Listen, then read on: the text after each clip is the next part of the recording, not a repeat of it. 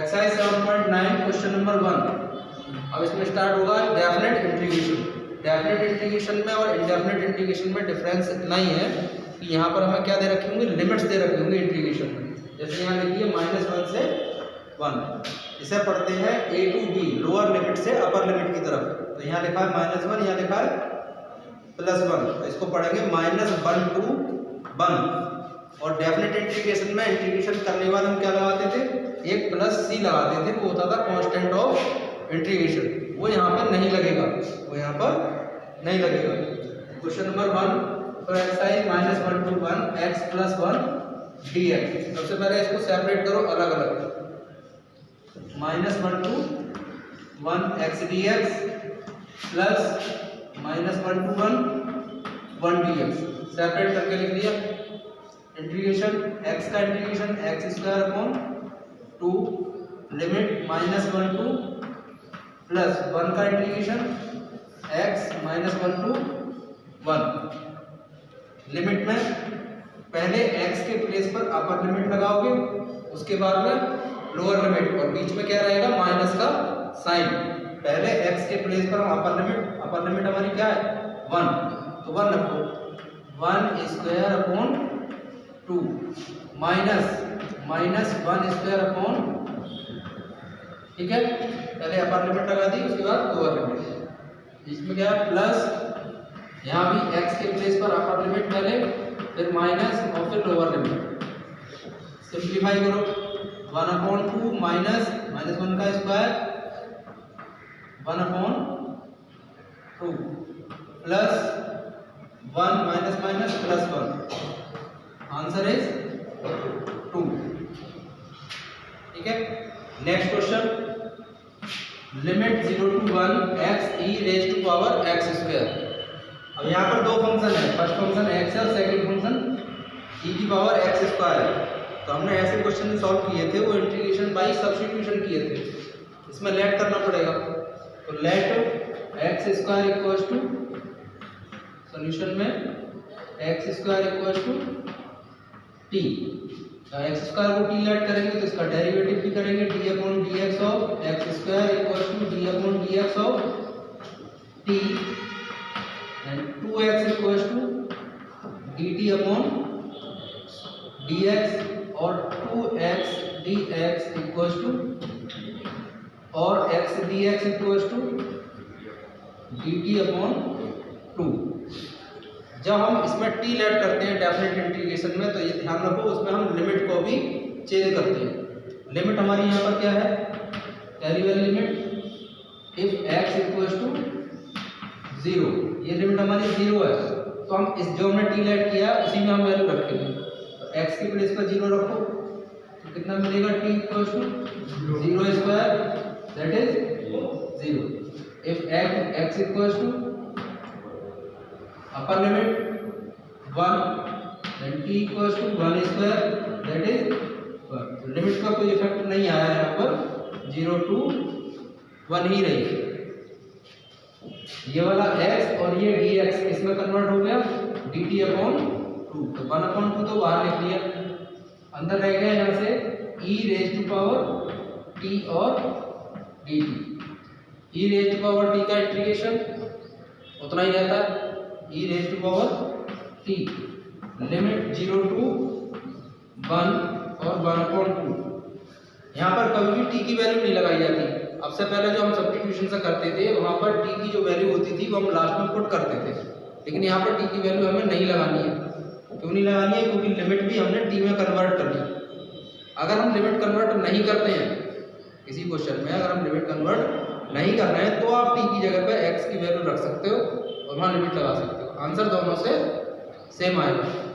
यहाँ direct limit लगाओ, कितना आएगा 1/2 e⁻1 माइनस e⁻0। पहले अपर लिमिट t के प्लेस पर, फिर लोअर लिमिट कितना मिलेगा 1/2 e⁻1 माइनस e⁻0 क्या बनेगा 1। Answer is e−1/2 is the required answer of your question. Exercise 7.10 question number 1 0 to 1 x² + dx। अब इसको भी बाई सब्स्टिट्यूशन मेथड सॉल्व करेंगे। बाई पहले इसमें ये देखो कि किसे टी लेट करना है। अब ये क्वेश्चन किया था तो हमने एक्स स्क्वायर को टी लेट किया था, ऐसे ही यहाँ पे ये देखो हम किसको टी लेट कर सकते हैं और उसका डेरिवेटिव करने के बाद वो तुम्हारे पास क्वेश्चन में अवेलेबल होना चाहिए। तो हम लेट कर सकते हैं x square plus 1 equals to t. X square का डेरिवेटिव 2x 1 का 0 equals dt upon dx, dt upon dx multiply करो x dx equals to dt upon 2। ठीक है, x dx upon dt upon 2। हमारा कौन सा टर्म इसमें से रिमूव हो गया? देखो x dx दोनों चले गए, इसमें चले गए dt अपॉन 2। तो हमेशा इस वाले टर्म को कहाँ लिखना है? बाहर 1 अपॉन 2 और dt। अब इसके प्लेस पर आ गया 1, नीचे वाले टर्म को आपने लेट किया था t। ठीक, लिमिट चेक करो, लिमिट क्या हमारी पहले वाली? If x equals to 0 then t equals to, यहाँ पर x की जगह 0 रखना पड़ेगा तो t की वैल्यू क्या मिलेगी? 1 और x की भी प्लेस पर 1 रखोगे तो 2, क्योंकि 1 का स्क्वायर 1 और 1 2। लिमिट हो गई हमारी अब 1 से 2। अब ये हो गया 1 upon t। The integration of 1 upon x is कितना होता है? log x। तो इसका आ जाएगा log t limit 1 to 2 and 1 upon 2, 1 upon 2 log t के प्लेस पर अपर लिमिट पहले 2 फिर माइनस log 1। लिमिट लगाते समय ये ध्यान रखो, पहले अपर लिमिट बाद में। जनरली स्टूडेंट क्या करते हैं, इस t के प्लेस पे क्या लिख देते हैं? log ब्रैकेट में 2 माइनस 1, डायरेक्ट 2 में से 1 माइनस कर देते हैं। ऐसा नहीं करना, पूरे फंक्शन में पहले अपर लिमिट लगाओ फिर माइनस लिखो फिर लोअर लिमिट लिखो। अब log 2 की वैल्यू ऐसे ही रहने दो और log 1 की वैल्यू क्या होती है? 0। Answer is 1 upon 2 and log 2। Next question, sign of integration limit is 1 to 2, 1 upon x minus 1 upon 2x square e raise to power 2x और dx। एक फॉर्मूला था e raise to power x bracket में fx plus f dash x equals to e की power x fx।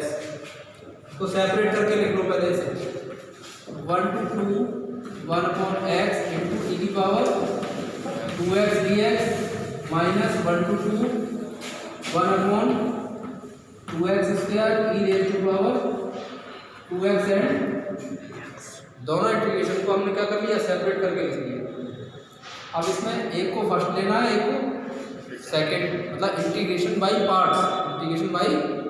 अब उसमें भी ये बताया गया था किस ऑर्डर में कौन से फंक्शन को फर्स्ट लेना है, कौन से को सेकंड को बताया था मैंने आई गेट से। तो यहाँ पर ये कौन सा है? 1 अपॉन एक्स जो है एलजेब्रिक, और ये कौन सा है? एक्सपोनेंट। तो उस ऑर्डर में एलजेब्रिक पहले आता है और एक्सपोनेंट बाद में। तो इसको हम फर्स्ट फंक्शन लेंगे और इसको सेकंड।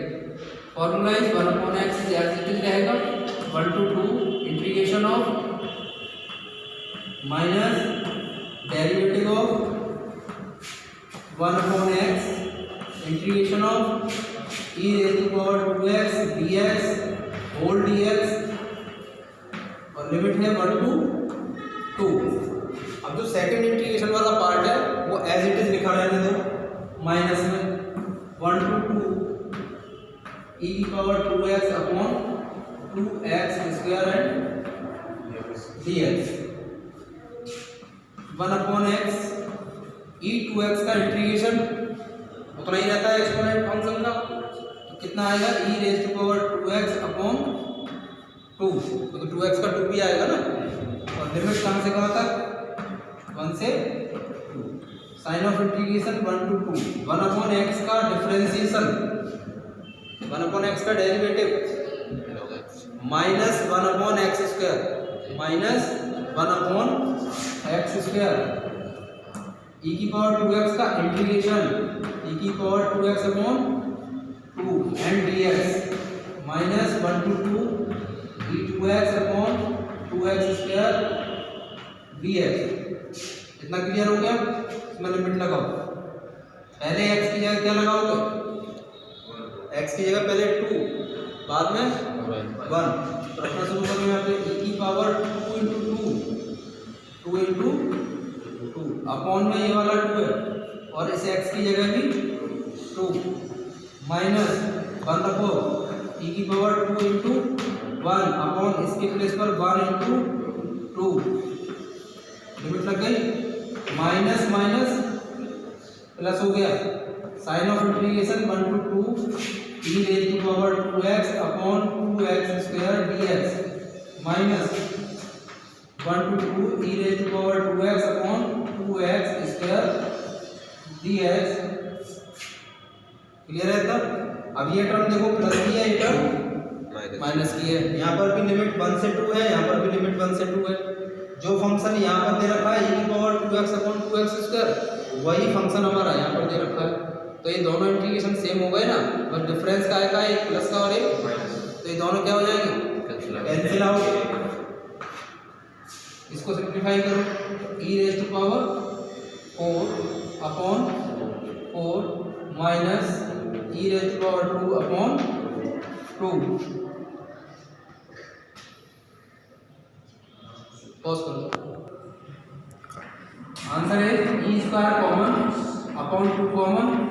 यहाँ पे देखा हमारे पास e स्क्वायर 2 2 जा 4 minus 1 is the required answer of your question. In this way you can solve other type of question of your exercise.